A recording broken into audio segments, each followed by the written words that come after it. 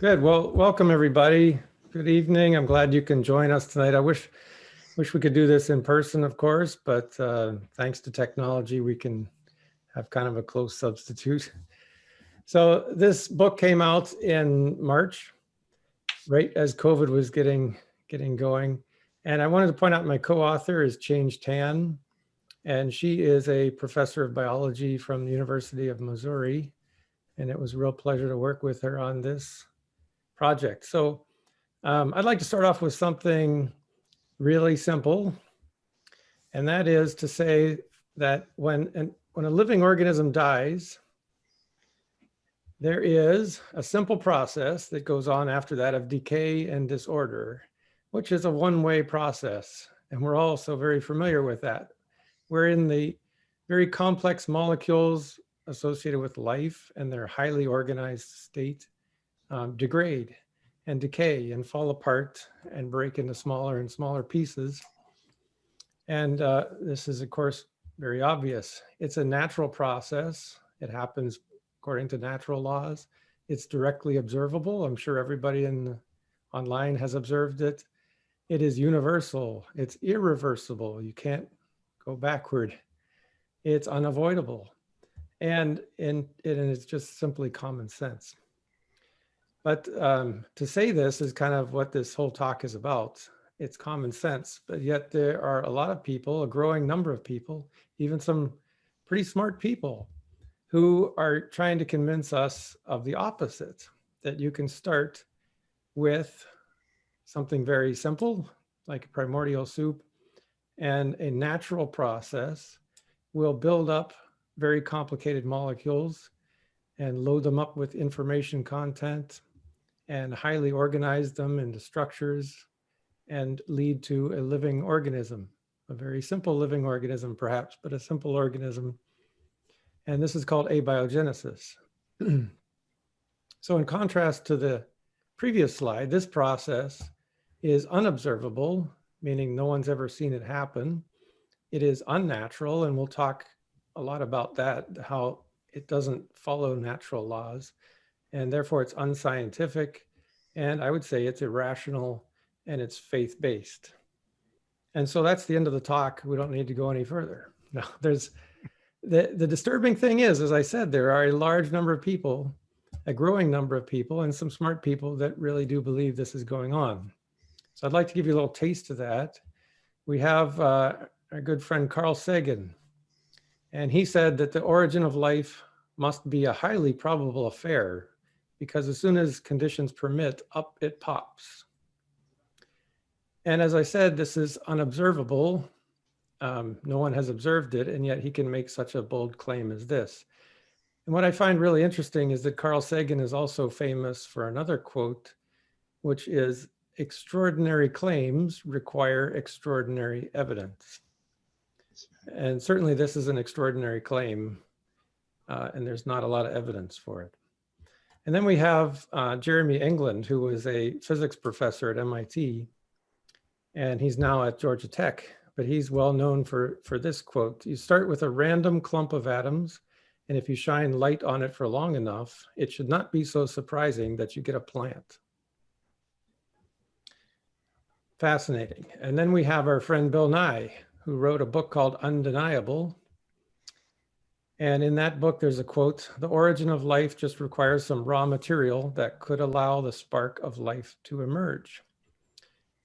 This quote kind of reminds me of Walt Disney's movie Pinocchio, where you have a wooden puppet and it just needed the spark of life to turn into a boy.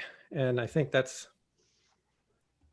almost that kind of imagination, I think, that is leading Bill Nye to believe this, although he would say it is a science-based statement. And then perhaps most disturbing of all is what our kids in school are being taught. In the public schools, in the biology class, here's a biology textbook that says, life began when organic molecules assembled in a coordinated manner within a cell membrane and began reproducing. And then another biology textbook, even more succinct, life arose from non-life via chemical evolution.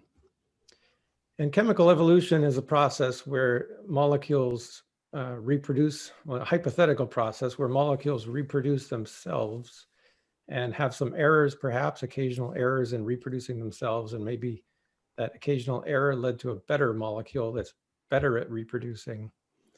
And it's sort of a natural selection then makes for better molecules, a chemical evolution. So these two statements from biology textbooks are so disturbing because they exude confidence. There's not a hint of any uncertainty here, like we think life began, or maybe perhaps life began. They just say it very strongly. And this is what our kids are being taught. So what's really going on here? And this book really simply tries to answer the question of what would it take to start life by purely natural processes. And so Change 10 and I built this into a staircase or a stairway. We call it the Stairway to Life. And it's basically a set of requirements, almost like engineering requirements. We have to meet each of these requirements in order to advance up this staircase, starting from chemistry, starting from very basic molecules, very simple molecules, and building up to where you get to a life form, and then you have biology. So we're trying to get from chemistry to biology, and we have all these requirements. I'm not going to claim these are in the proper order. You know, I don't want to argue about the order, but the order doesn't matter. You still have to meet each of the requirements at some point, because we know life has all of these things, and simple molecules do not have all of these things. And we also know, as we already discussed, that there's almost like a gravity that pulls down the staircase.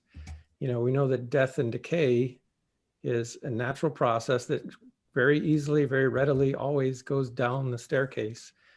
And we're going to talk about what could possibly get you to go up the staircase here, which is this hypothetical process called abiogenesis. So we're not going to look at every step in the staircase. We're just going to hit a few highlights, pull out some interesting parts. So the first one I'd like to look at is what's called homochirality. And homochirality, we'll see, is a very unnatural phenomenon, meaning it cannot happen from, you know, prebiotic or just through natural laws. So some of you may know, but if you take an organic molecule that has a carbon atom with 4 different groups attached to it, if the 4 groups are all different, each one of them is different, then that molecule will have what's called chirality, which means it can be in a left-handed form or a right-handed form. And those 2 forms sure look the same, just like your hands do, but they're not superimposable. They're not the same. And if you produce them in a laboratory, you'll get a 50-50 mixture of the left and the right-handed. It's just natural because the reaction will randomly pick this kind or this kind. And so you end up with a 50-50 mixture because they're energetically the same.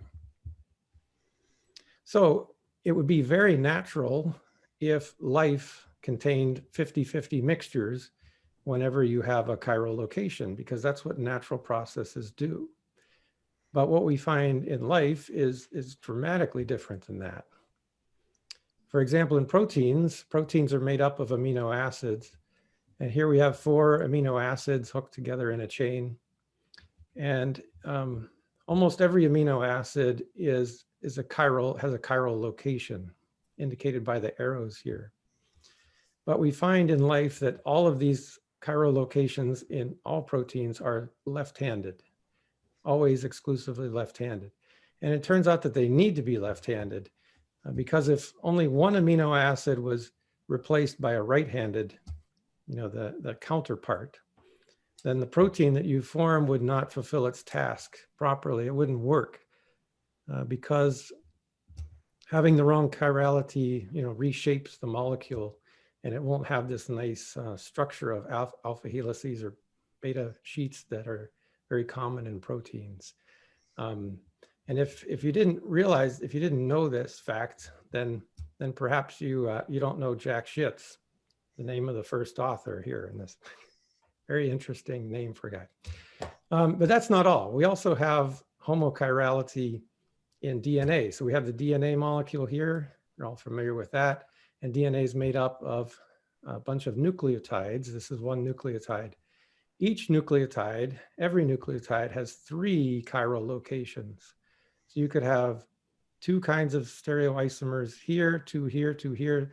2 times 2 times 2 means 8. There's 8 possible chiralities in this molecule. But it turns out that every nucleotide in every DNA in all of life, including all 3.2 billion nucleotides in 1/2 of your DNA, all have the exact same chirality. And that's very unnatural. I mean, as far as something that a prebiotic situation through natural laws could produce. And it gets worse because in RNA actually has one extra one. It has 4 chiral locations. So there are 16 possible chiralities for every RNA nucleotide. And that's very difficult to imagine that you could get a sequence of these in perfect order, all with the same chirality. And then one more, that the membrane of all of your cells, all of your cell membranes are lined by phospholipids, this kind of a molecule. And phospholipids also have chirality at this location here. And it's kind of curious here that there are 3 domains of life. All of life can be put into 3 different buckets, right? And you have eukaryotes, which is what we are, and you have bacteria as another domain.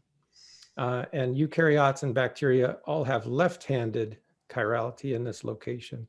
But the 3rd domain of life is called archaea, and that has right-handed chirality. And the phospholipids are formed by very different enzymes in archaea as they are in bacteria and eukaryotes. So that's kind of curious. We also know that homochirality naturally degrades over time. You know, once a living thing dies, as we showed in the first slide, everything falls apart. But you also start to lose the chirality, that naturally have some flipping of the chirality, and you lose your homochirality over time. So that just shows once again that naturally you have a 50-50 mixture, and there's almost like a gravitational pull pulling you toward that 50-50 mixture. And yet all of life is very picky about its chirality, and we have extensive homochirality throughout life. So this concept of homochirality, very consistent chirality, is highly unnatural. So that's just one of the steps on the staircase. And in the book, as we go through each of these steps in the staircase, we start each new step by assuming that the previous steps have been met, that they could be achieved by natural processes. So if you've already completed these, okay, now let's try the next step and see if we can get through that one. So we're going to jump ahead a few steps and go to what's called biopolymer reproduction. So in order to have life, you certainly have to have the ability to reproduce.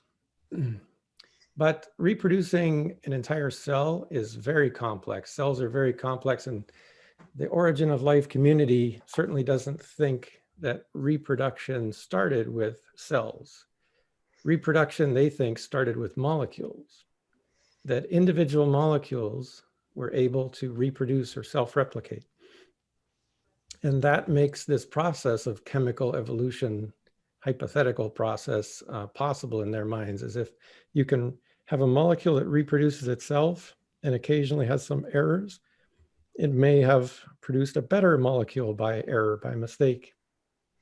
And then you have best replicators that win out over time and dominate the population, which is through natural selection. So you have replication errors and natural selection, and that's basically evolution, but evolution of molecules, of chemicals.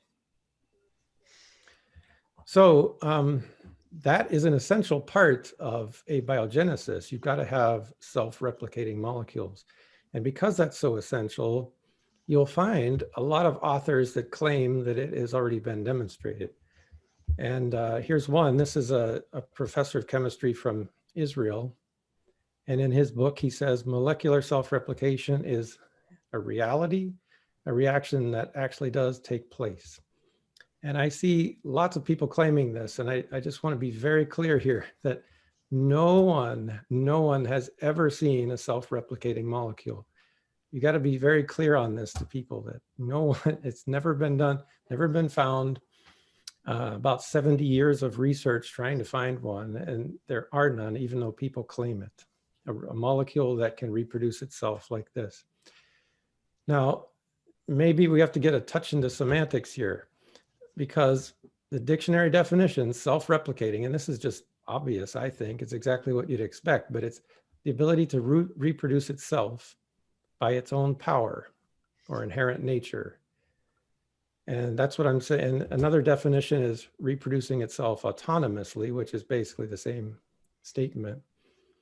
But that's what I'm saying is no one has ever seen a self-replicating molecule according to that definition of a molecule that can reproduce itself by its own power. But what you will see are papers that claim that. This is the first paper published that kind of kicked off the concept. It's now 53 years old. So Saul Spiegelman is kind of famous for this, but he called his paper, a self-duplicating nucleic acid molecule, actually RNA, and he called it self-duplicating. But when you actually read the paper, you find out that, he put the monomers for RNA in a solution, and he put a template, meaning a full RNA molecule that he wanted to reproduce. And nothing happened. So the way to get the RNA to reproduce, they had to add what's called a Q-beta replicase. And a Q-beta replicase is a protein-based enzyme. It's a very complicated molecule with 4 subunits and about 1,200 amino acids in a sequence. It's made by living organisms, found in living organisms. It could never be produced on its own through a natural process. They borrowed it from a living organism and they put it into the solution.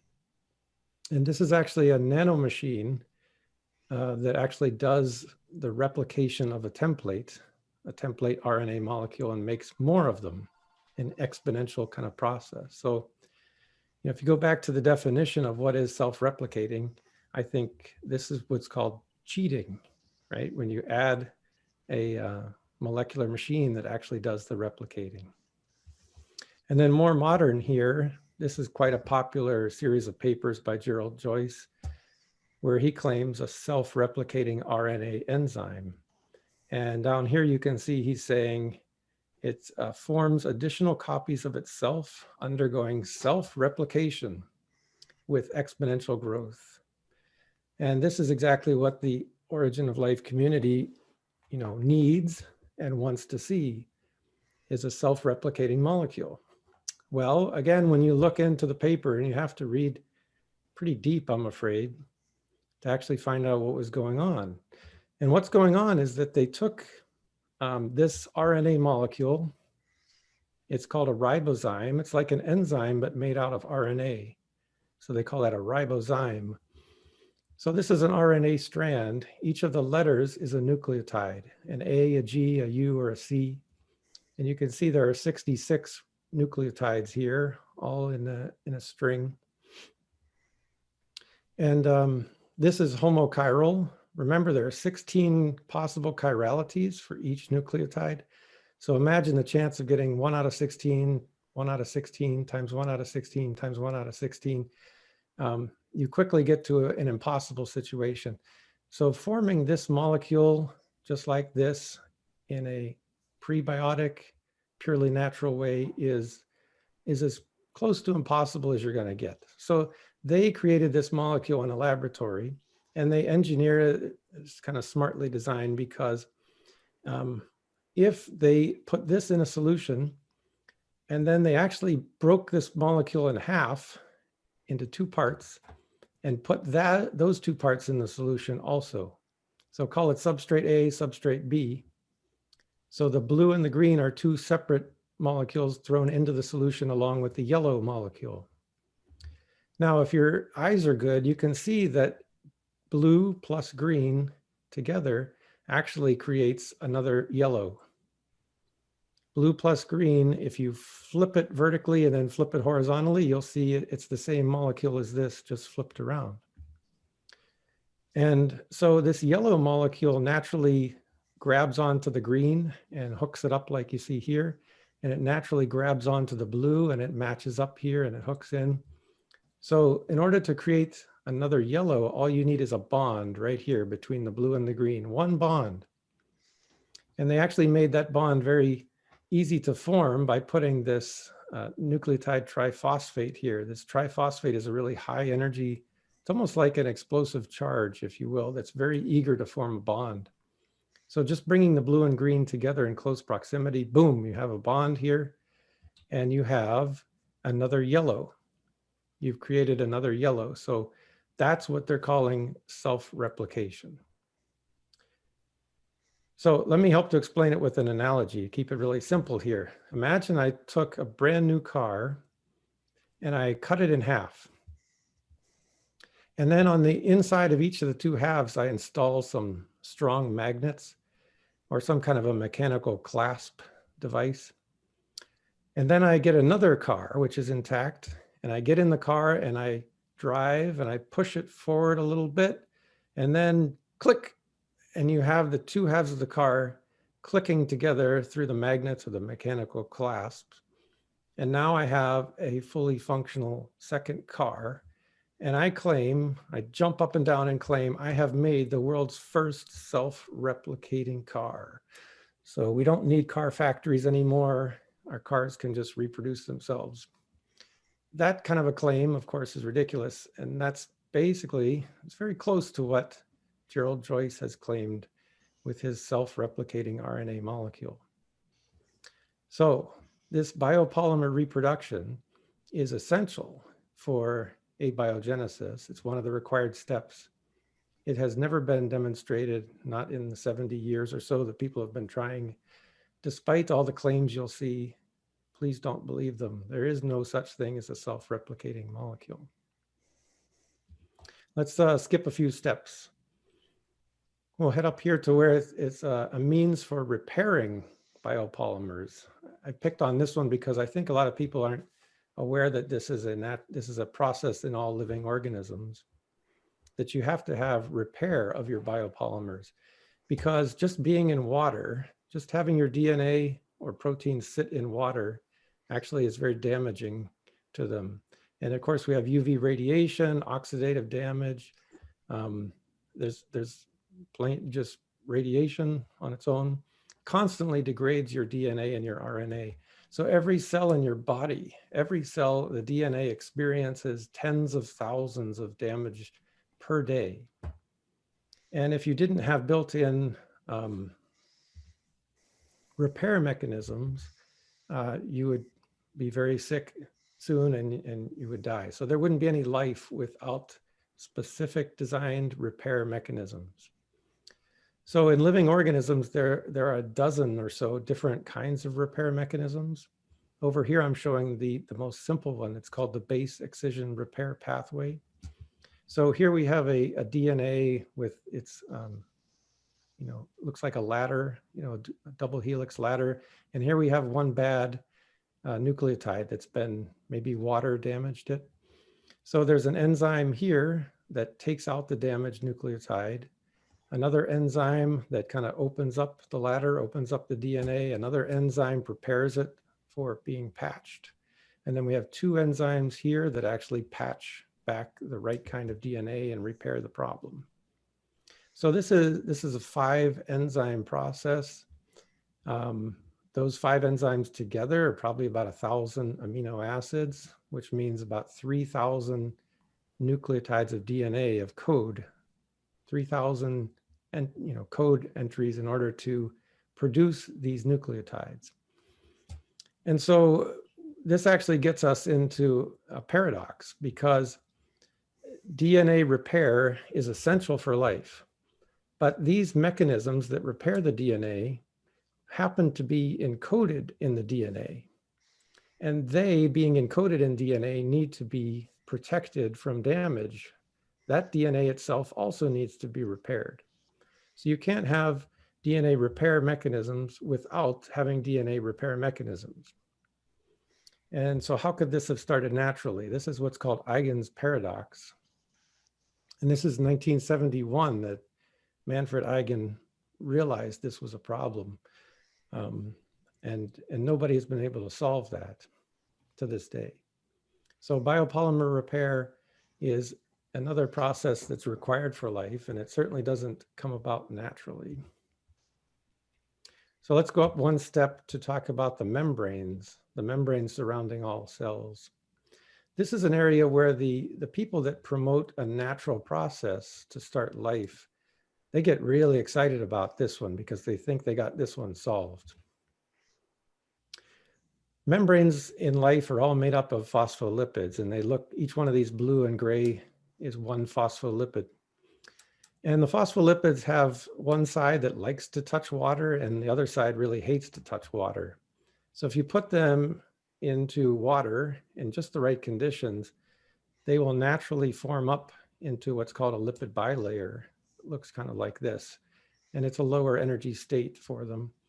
And they will actually also form into a sphere. You get a lipid bilayer sphere. And under a microscope, it looks kind of like a cell or maybe a soap bubble.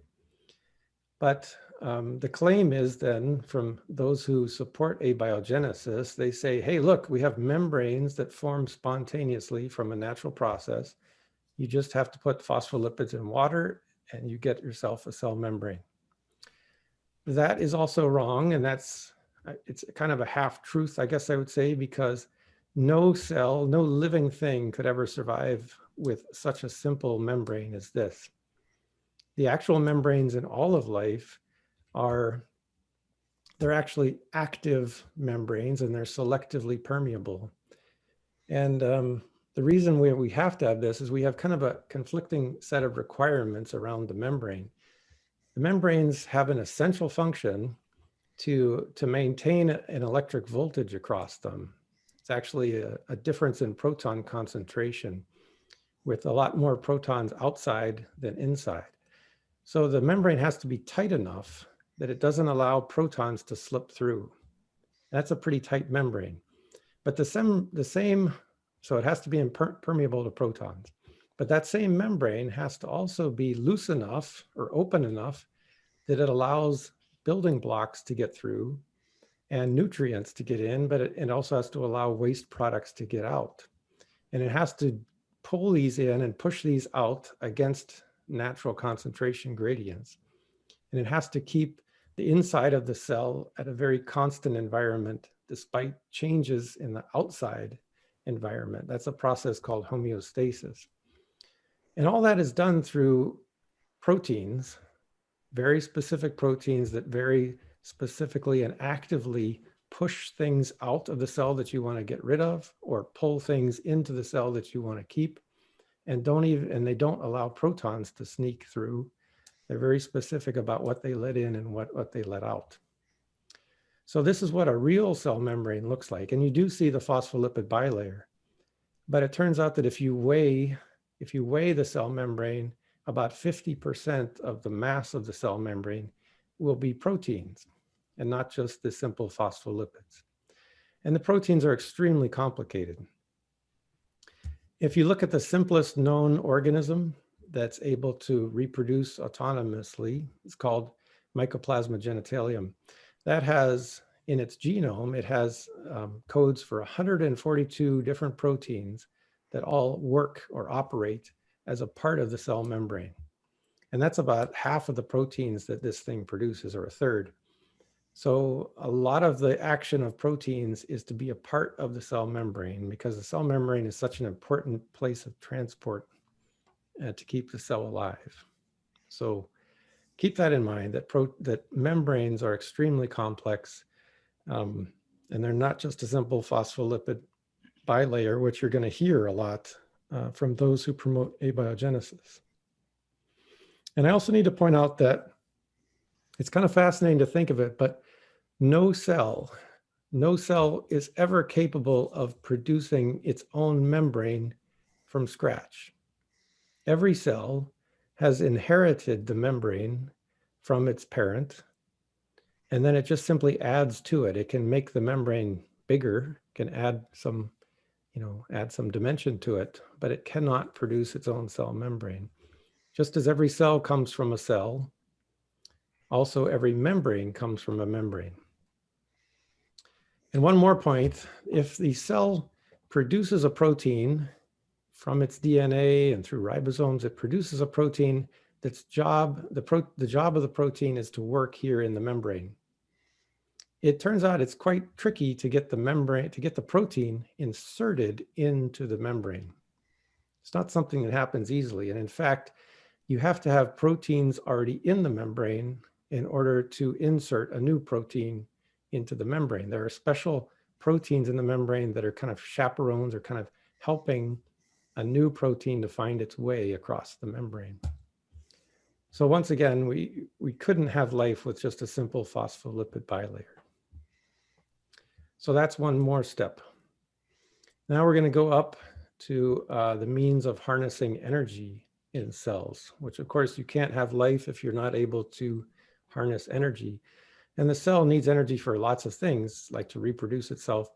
But one of the big reasons you need energy is to keep repairing all these biopolymers and to keep moving stuff through the membrane and getting rid of waste. So in life, this energy harnessing mechanism has a fancy name called chemiosmotic coupling, and that's highly conserved throughout life. There are different sources of energy, different sources of food, you would say. We have our food, plants like sunlight, some bacteria live off of sulfur or iron. And all of these different energy sources are converted through a similar process into a voltage across the membrane. And we already mentioned that you have a proton gradient across the membrane that creates this, that is the source of this voltage. And the voltage is then used to drive a motor. And that motor is used to produce adenosine triphosphate, ATP. It's like charging up batteries. And the ATP is kind of a universal battery that can be used for lots of different purposes to run machines. So let's take a look at this. And this is conserved across all of life. This is part of the respiratory complex, which takes electrons off of your food and passes them through an electron transport chain, very complex. This is 16 different protein molecules combined to make this one enzyme, which lives as part of the membrane. And as it consumes food and moves electrons, it actually pumps protons from the inside to the outside. So the whole goal here is to burn your food in order to pump protons from inside to outside. And this extraordinarily complex molecule is just one part of the chain, but you can imagine that this doesn't come about through natural processes.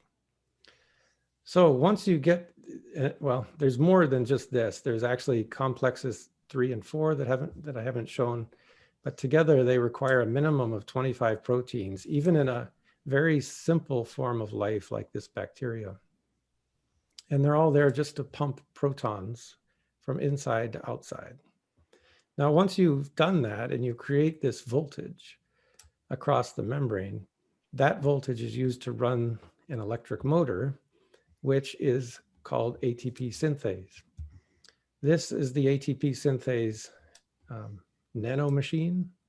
It consists of at least 20 interconnected proteins, even in very simple bacteria, but in more complicated life like humans, it can be 30 or so different proteins. And this nanomachine actually rotates at 7,800 RPM, and it turns adenosine diphosphate into adenosine triphosphate. This is basically recharging batteries. You take an uncharged battery, it goes through and comes out charged. And the way it does that is by rotating this stalk through this camshaft and forces this conformational change.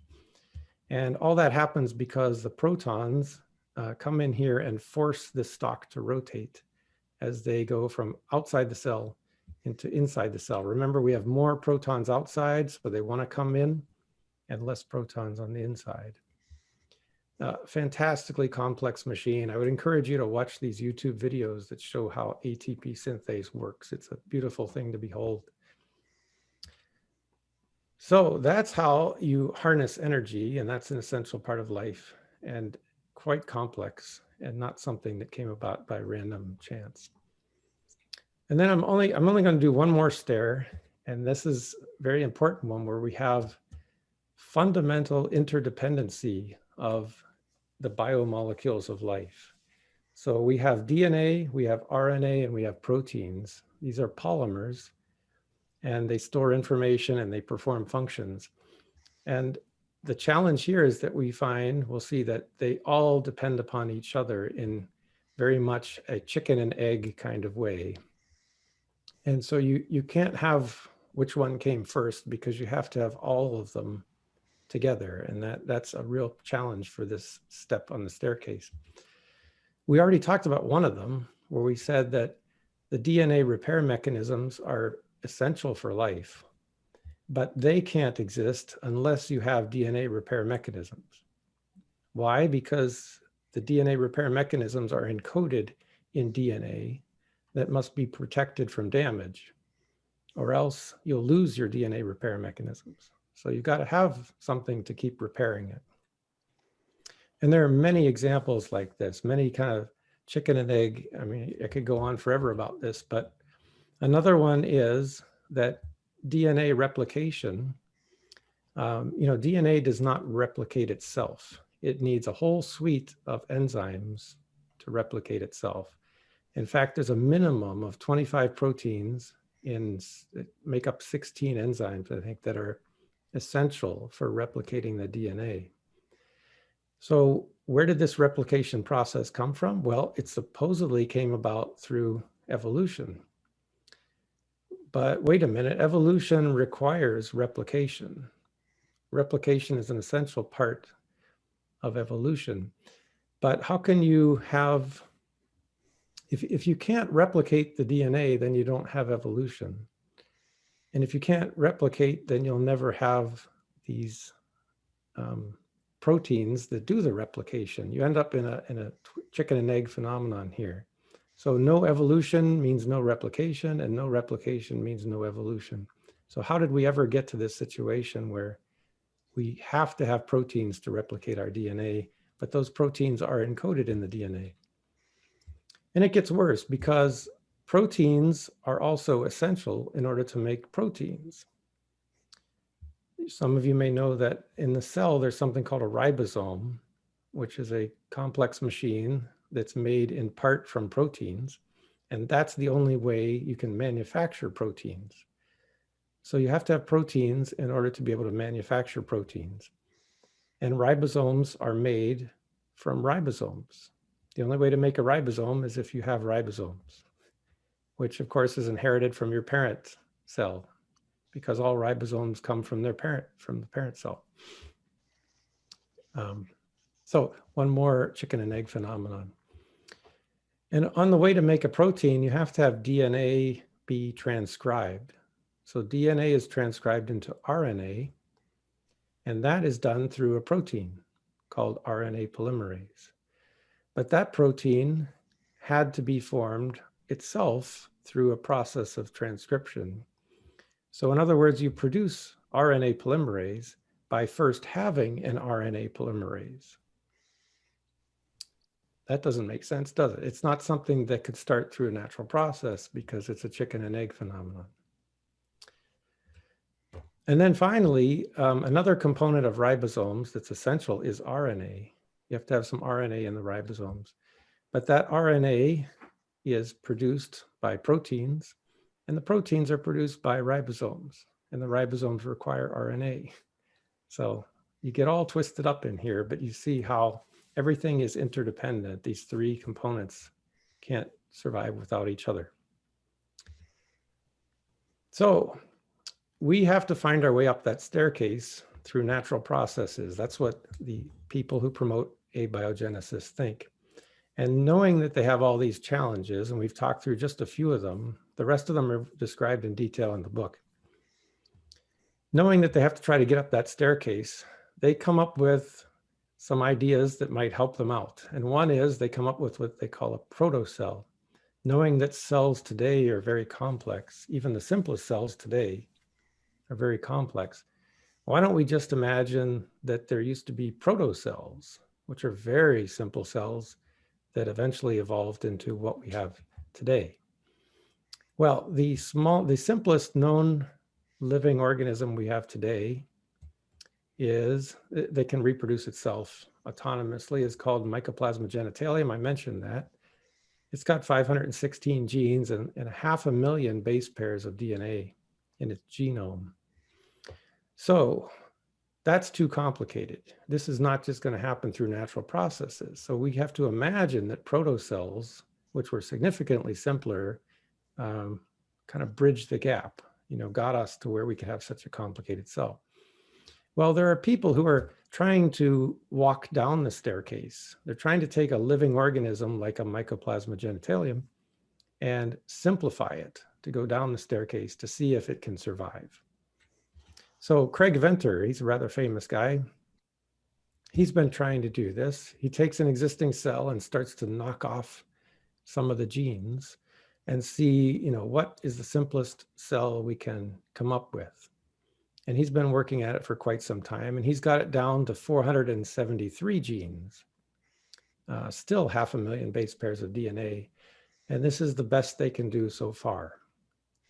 And my strong belief is that he shouldn't be wasting his time doing this. And that's because these cells are actually already trying all the time for as long as there has been life.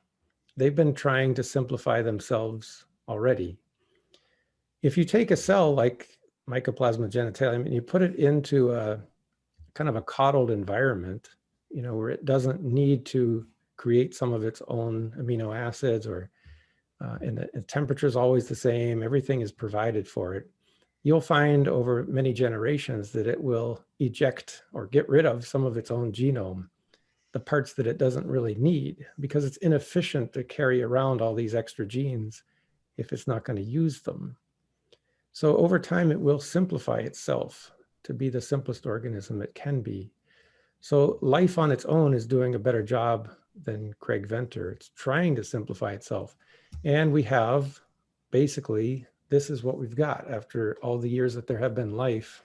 This is the simplest organism we can come up with. So there is no such thing as a protocell. Protocells are imaginary.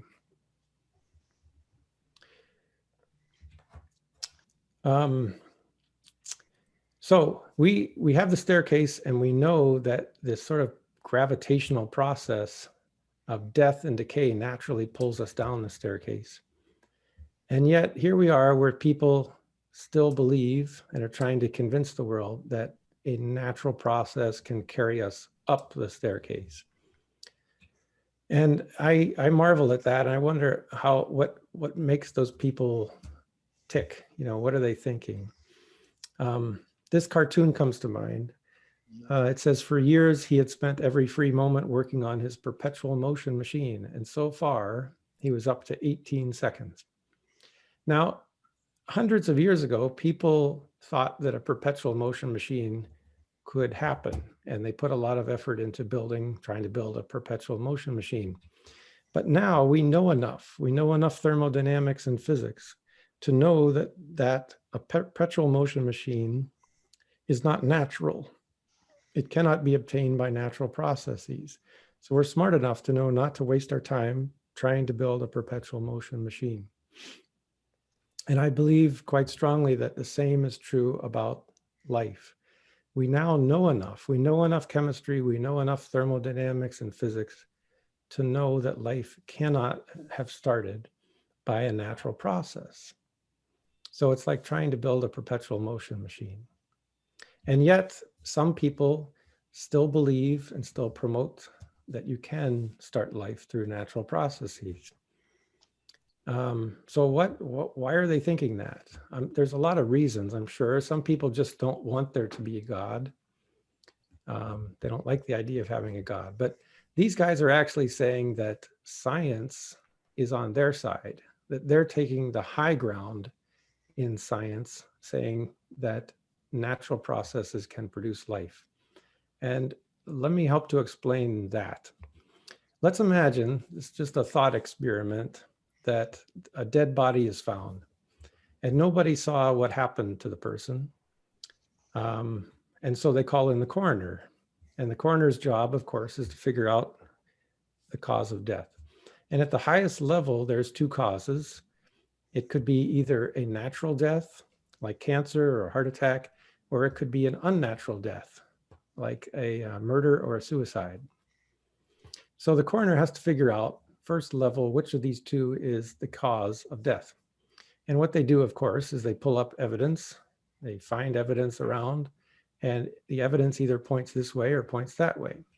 So in this case, they find that the person had a single wound above their left ear. There was extensive disruption of the brain. And they recovered inside the skull, they recovered a single foreign object, which was made out of lead and copper. It looked like this. And any coroner would know that this used to look like that. So that's the evidence they have. And of course, all the evidence is pointing toward an unnatural cause of death. But this particular coroner is rather odd.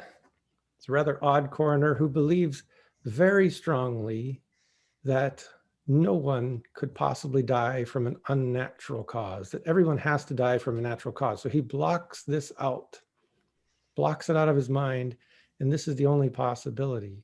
So somehow you have to get the data, the evidence, to point toward a natural cause.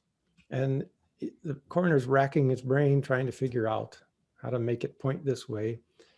And he discovered that the body was actually found in the vicinity of a volcano. So it must mean then that this object was spit out by the volcano and hit the poor person in the head. And so the cause of death is a volcanic eruption, and that's case closed. Now, if this bothers you, if you think this is bad science and this is a coroner who shouldn't be keeping their job, then you should probably be kind of disturbed at how public schools are working these days, because it's a very similar scenario. Here we're talking about, how did life first begin? How did the first life get started?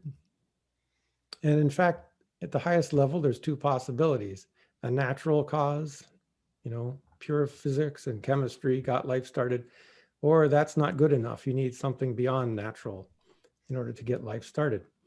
So let's look at the evidence.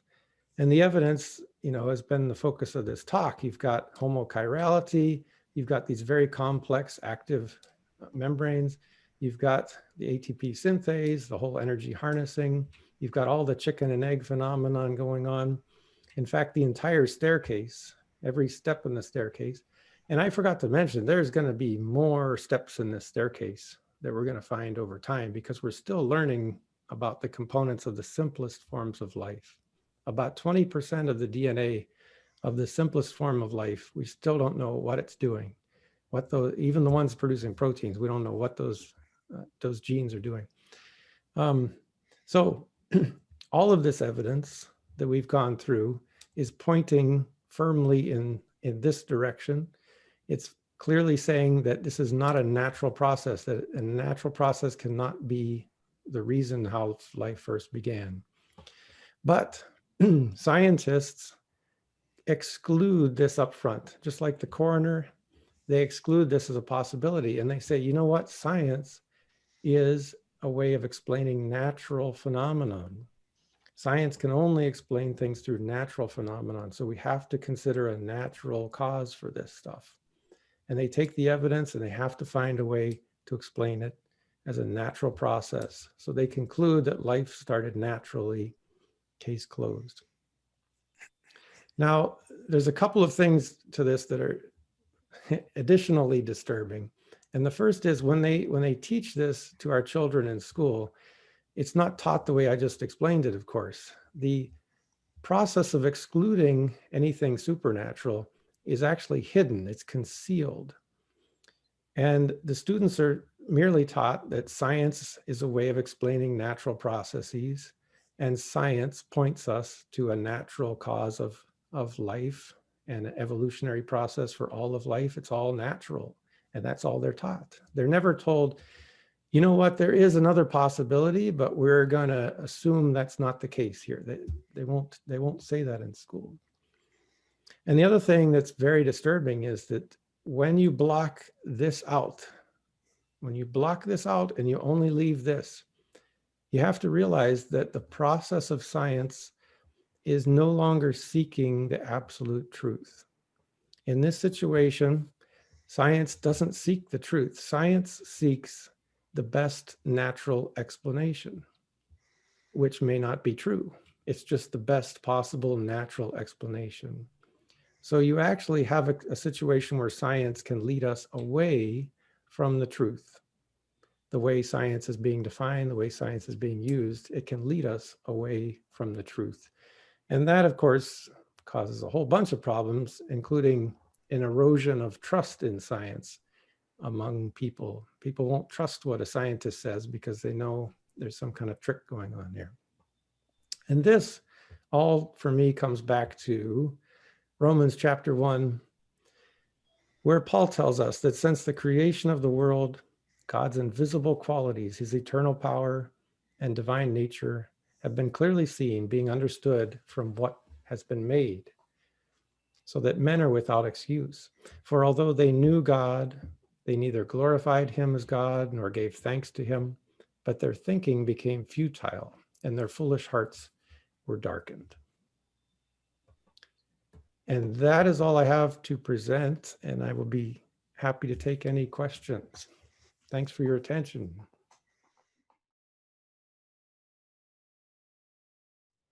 Okay, can you hear me? Yes. Okay, I have a comment and then maybe a couple of questions. I don't know whether you're, I'm sure you must be familiar with Harold Urey's comment regarding biochemical evolution, where he said that all of us who study the origin of life find that the more we look into it, the more we feel that it is too complex to have evolved anywhere. And we believe as an article of faith that life evolved from the dead matter on this planet. It is just that its complexity is so great that it's hard for us to imagine that it did. You're familiar with that, right? Yes, that's a beautiful quote. Thank you for bringing that up. Okay, I was a little surprised as to why you didn't use the presentation. But a question I have is, how do you answer the objection of, if we given enough time and given enough planets in the universe, that there's, because the chance of forming life from matter is not zero, it's some very small percentage, but given enough time and given enough planets in the universe, that somewhere there could have been the right combination to give this highly improbable chain of reactions. Yeah, great question. I guess you could say that a natural origin of life is not strictly falsifiable, right? So we can show with all this evidence how extremely unlikely that is, but you cannot prove, there is no proof that it's impossible. But to answer your question, I would say that a lot of time is often considered to be the friend of abiogenesis, right? That given enough time, it could happen. And through the processes, some of the processes I've described here, time is actually the enemy of abiogenesis, because time decays and breaks down and destroys anything that you try to build up. And that we're very familiar with. And so if you want to build a biopolymer, whether it's a protein or an RNA or whatever, you have constant degradation, even in water, constant degradation of that. And the longer you wait, the more degradation. And so there has to be either a repair mechanism or something that keeps generating bigger and bigger molecules over time. And that takes, in order to do that, you have to have a source of energy, not just any energy like an explosion or a really hot sun or something, but you have to have a very focused application of energy through a specific like thermodynamic engine that can build molecules and not destroy them. Okay, if I may push you a little, but even that, the breakdown, that's also a probability issue. So even though it'll break down, there is a probability that it could go up. And so again, if you give enough time and enough planets, can that overcome that probability? Well, again, I can't say it's absolutely impossible, right? But when you stack up the steps like I have on the staircase there, you with extreme improbability, you might overcome one of the steps, but then there's plenty more steps ahead of you. And likely all that you've done will accomplish nothing. It's not as satisfying as an answer as you're probably hoping for. Sorry, but. Okay, the other question I have is, do we know what happens after a protein molecule is produced in the ribosome, how it goes to the appropriate place to form structures? Yeah, well, that depends on, in eukaryotes, of course, it's a much more complex process than in prokaryotes, but there's a whole process of delivering the protein to its intended destination, but also to help it to form into the right three-dimensional shape.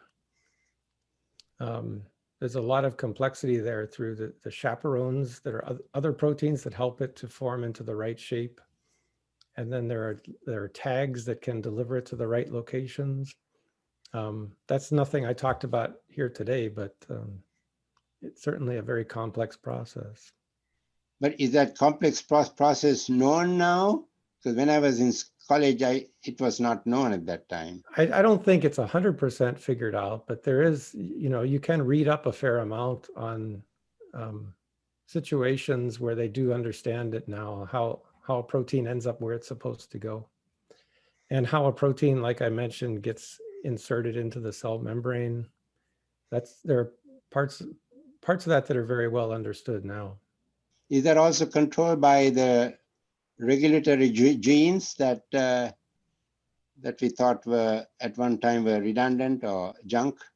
Yeah, well, a lot of that regulatory process is pre-transcriptional, meaning it whether the gene gets read or not is part of regulatory, but there's also regulatory that's post-transcriptional that can block the protein from ever getting to its purpose if you want to regulate it that way, or can change it or chop it up or something. So there's regulation all along the process of getting the protein. I guess I didn't mention this in the talk, but one reason why for me abiogenesis is hopeless is because all of this started back, 1952 with Miller-Urey experiment, where they produced some amino acids in in some electrical shock in some boiling water, right? Back then, people thought there were maybe only one or two stairs on the staircase because they thought life was extremely simple. And in those 52 years, it's 58 years now. Sorry, it's 68 years since Miller-Urey. We've discovered so much about the complexity of life that has added steps onto the staircase. Meanwhile, the laboratory demonstration of producing anything close to life in a prebiotic process has accomplished very little. So you actually have the goal of getting to life is pulling away exponentially with adding new steps to the staircase compared to the progress that's been made, which is a very slow and very hindered progress. So my point is that in the last 68 years since Miller-Urey, the abiogenesis people have consistently lost ground in their goal. And I can guarantee you in the next 50 years, they're going to lose a lot more ground because we're going to discover more about the complexity of the simplest cells that can't be explained by natural processes.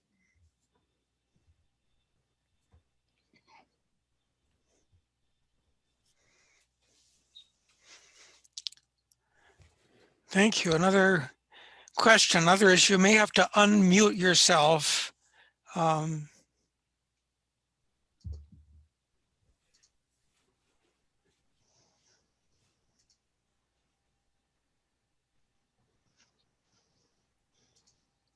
Well, while we're waiting, I could tell you that these two books are available on Amazon.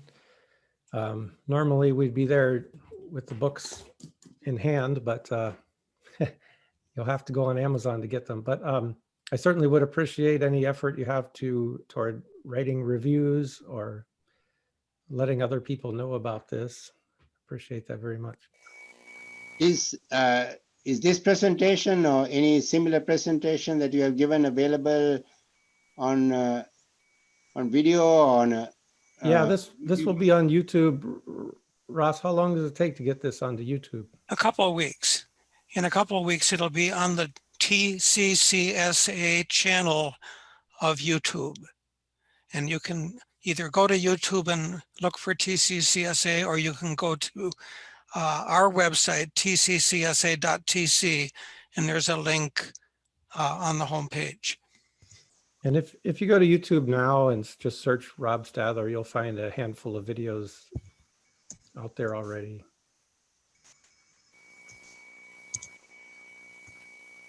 Did you also write another book on the scientific approach to medical research or something like that? Yeah, that's the book on the side, the black and gold book on the screen there. Oh, that one uses medicine as an example, and it tries to separate out different levels of evidence by how much confidence the evidence provides, and I use the example of medical research, and the process of doing medical research is a way of obtaining a high level of confidence. Right. Whereas most of the evidence that is presented about evolution is the opposite. It's actually a very low level of confidence that it provides. Was this the same talk you presented about a year ago? Essentially, more or less. It was 2 years ago at Twin Cities Club here. Yeah, in November, 2 years ago, I presented. Okay. At that point, the book wasn't out, and some of the ideas weren't quite formulated. But yeah. Oh, no, because I got that book at a meeting. Maybe that they offered the book later. They were offering it for a super bargain price, and I got it. It was very good. I thought it was a different title. I recognized the black and yellow, but I thought it was a partner book. But this was the actual book. Yeah, and that book's been out since 2016. And Okay. I have presented that one at TCCSA years ago also. Thank you.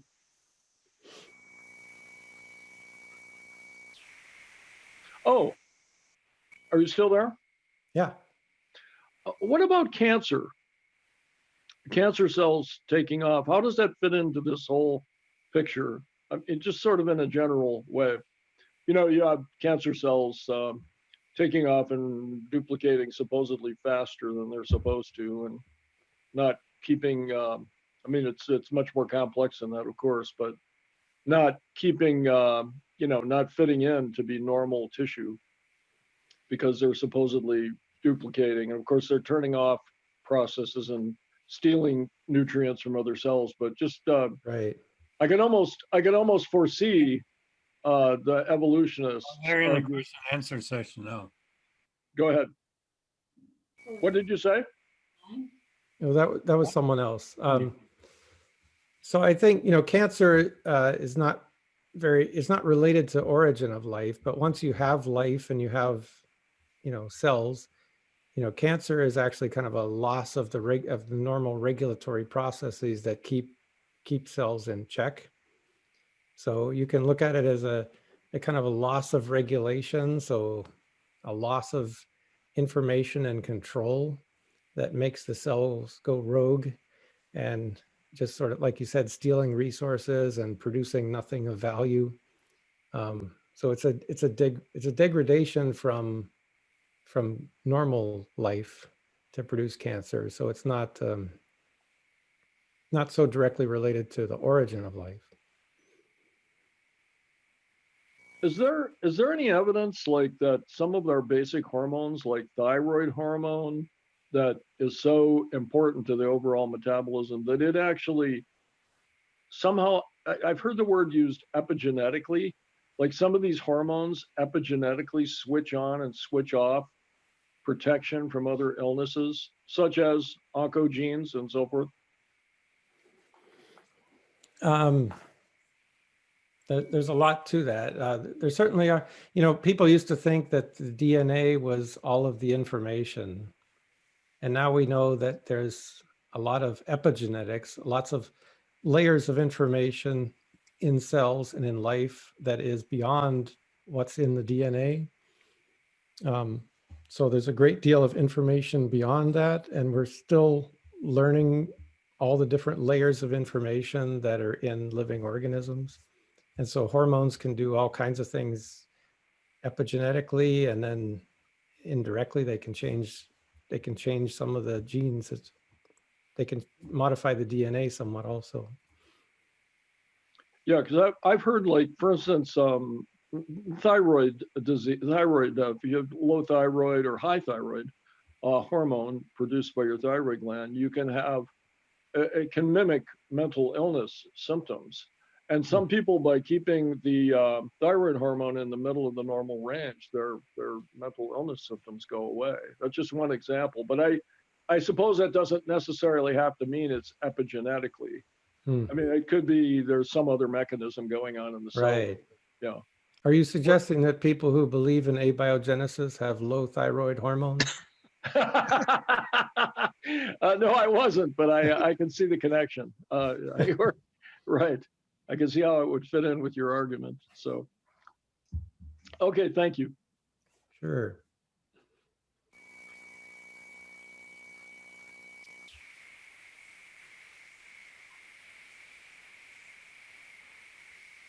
Ross, don't forget the offering tonight, or for donations. Yes, we can talk about that. Any more questions? Well, Dr. Stadler, thank you very much. This is a very full evening, a lot of information. And I think those who don't have a lot of background in science are going to have to chew on it, but you presented it very, very well. There's just too many steps for this kind of thing to happen.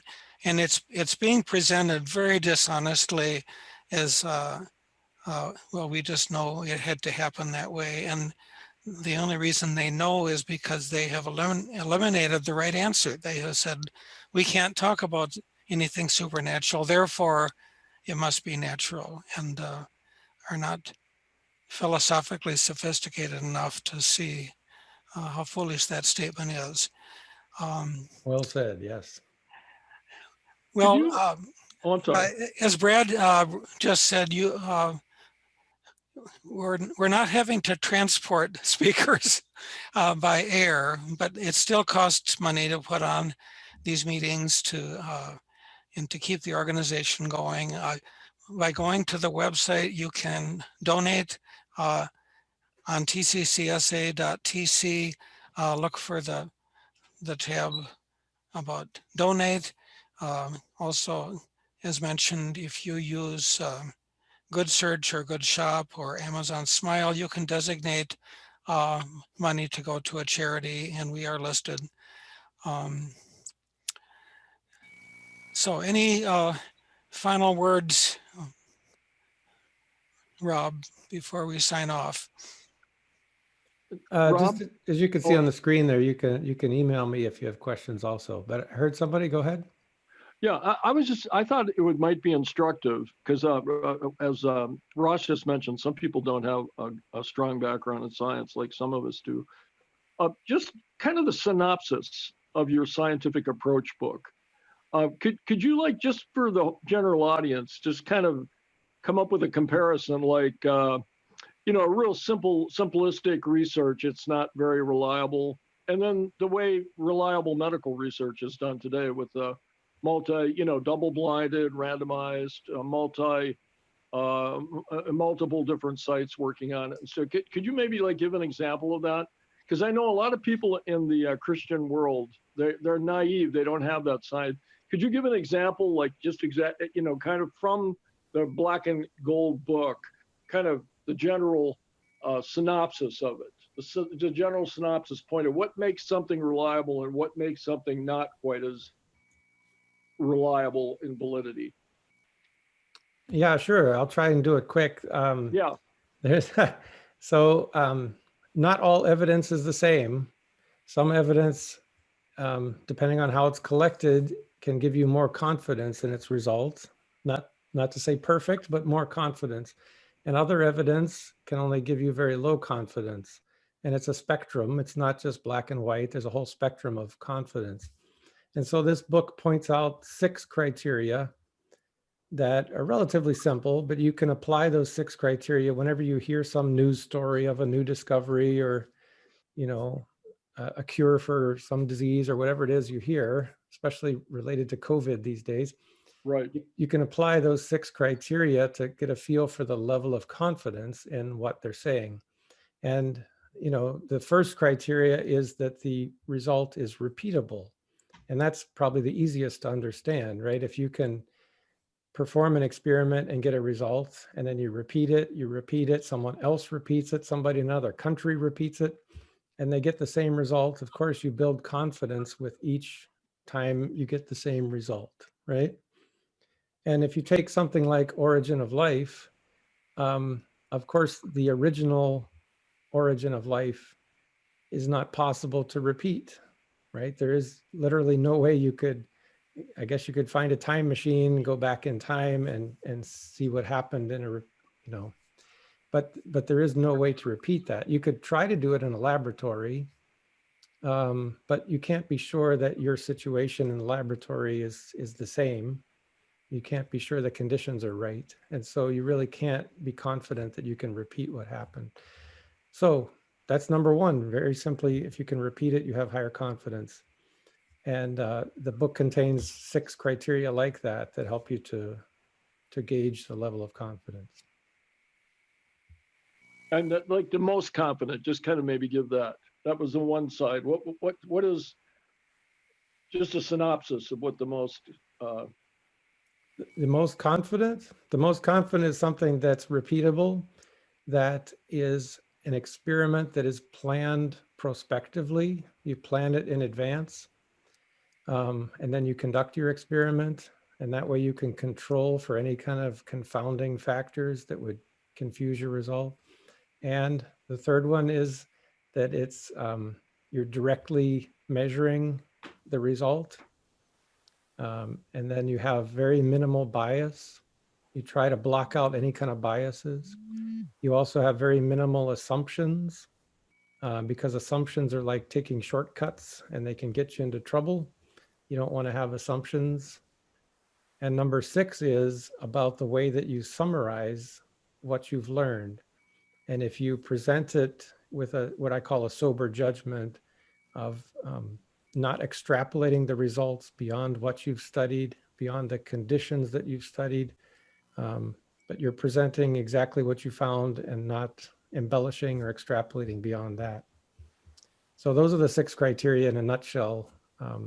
And so medical research, a lot of medical research is able to fulfill all 6 of those criteria and give us high confidence. Of course, it isn't perfect and we still have some mistakes made, but in general, it's a pretty high confidence kind of result. I was told in a medical internship by a guy that was, he was an expert on in the program on reading medical journals and so forth. And this was a long time ago. This is over 30 years ago. And he was saying that 50% of even the articles published in medical journals then were invalid.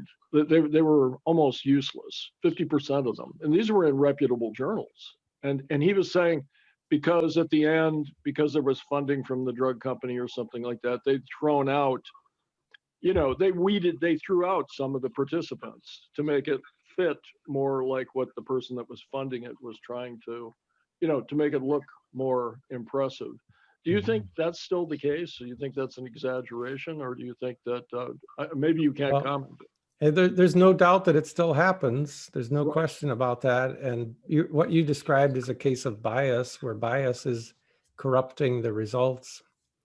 And that certainly can happen, but I hope it's not 50%. But it is a problem, and we have to all strive to do a better job with that. Thank you.